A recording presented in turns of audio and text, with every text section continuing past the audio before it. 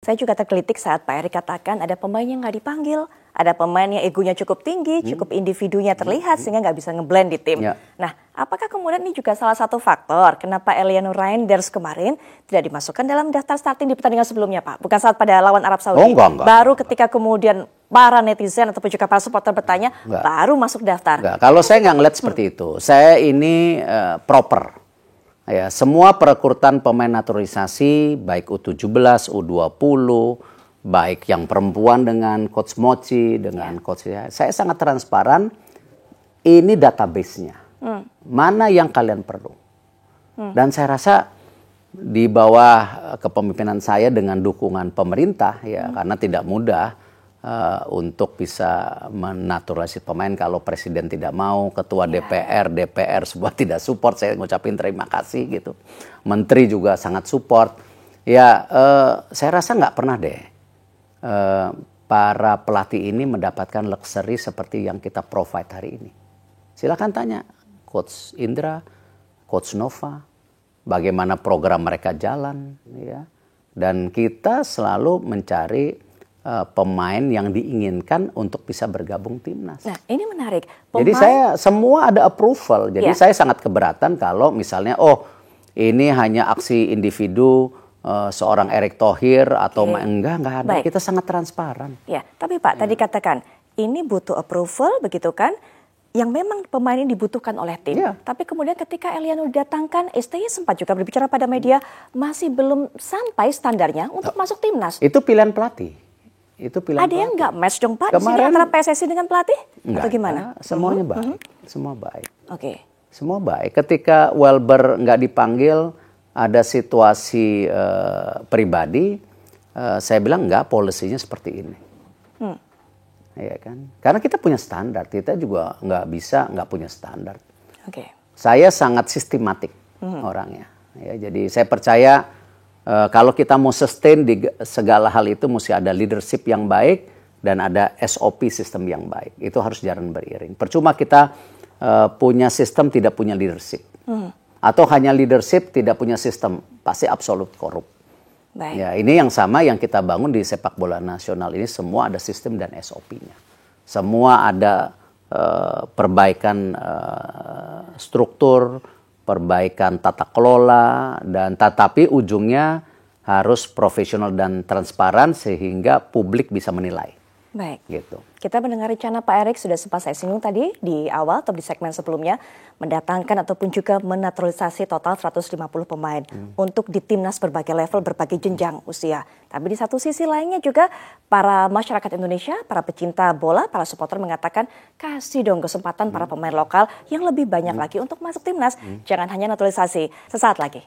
Apa sih dapurnya timnas? Apa sih dapurnya dari rencana mendatangkan para pemain naturalisasi untuk bisa memperkuat tim nasional Indonesia di berbagai level? Sudah saya sampaikan sebelum jeda, 150 pemain Pak. Bener itu Pak, banyak banget Pak. Yang ngomong siapa? Banyak media, ya, banyak para media supporter. Kan bukan saya yang ngomong. Para supporter juga seperti bukan itu. Bukan saya yang ngomong. Saya waktu itu bicara, silakan statement saya dilihat. Bahwa kita perlu 150 pemain untuk membangun yang namanya tim nasional. Yaitu 2x11 yang sama kualitasnya di senior. Ya, di U23 mungkin 3x11. Di U20 4x11, di U17 5x11. Kalau kita punya 150 ini, baru kita akan sustain kayak Jepang. Karena saya melihat bahwa pembinaan di Jepang, di Belanda itu punya nilai sendiri buat saya. Ya, tetapi juga kita bisa lihat bagaimana negara seperti Prancis dan Maroko yang banyak melakukan penarikan diaspora. Kita lihat ya pemain Prancis itu namanya bukan Prancis semua sekarang. Ya. Nah, jadi 2 atau 3 metode yang ada ini ya saya buka. Dan itu yang menjadi tentu agenda reform untuk daripada PSSI. Jadi kita perlu 150 pemain. Coba kita lihat misalnya.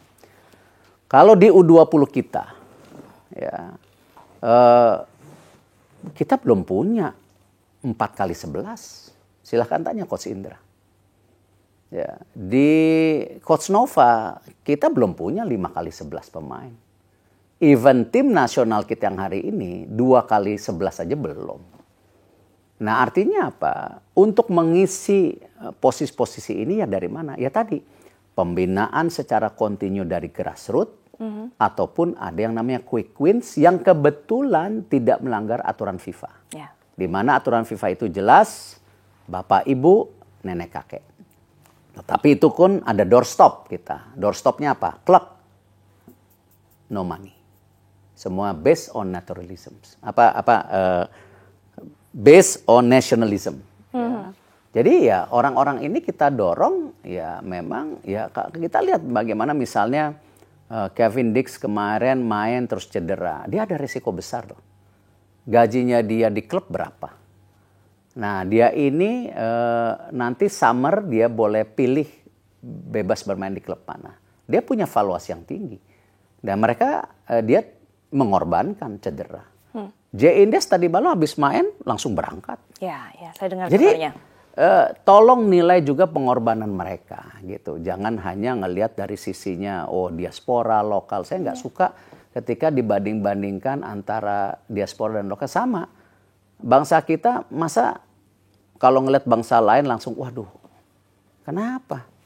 Kita bangsa besar kok. Kita juga harus merasa kita setara dengan mereka. Oke. Nah, jangan kita gara-gara penjajahan yang sekian lama, yang dirasakan bangsa kita, ataupun karena dijajah Jepang, dijajah Portugis atau Belanda, kita merasa kita langsung tidak setara. Nah, ini yang saya dorong bahwa semua talent pool terbaik yang ada di Indonesia ataupun dunia, yang punya kesempatan membangun Merah Putih, ya kita harus beri kesempatan itu. Kalau tadi Pak Eri sudah katakan, nih ada uangnya, gitu kan? Ini kecurigaan. Bahkan ini dibahas sampai RDP kan, Pak. Bener nggak sih mereka tuh mau murni membela masuk timnas Indonesia, nggak ada duitnya, gitu kan? Pak Eri memang sudah kasih jawaban, gitu kan? Silakan dicek. Ya, yang penting mereka itu gini loh.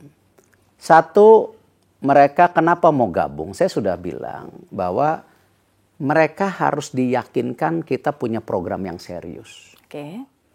Karena itu kenapa waktu itu salah satu propaganda, mungkin propaganda yang menarik mereka ketika Indonesia lawan Argentina. Siapa sih pemain di dunia nggak mau lawan Argentina gitu? Nah itu propaganda.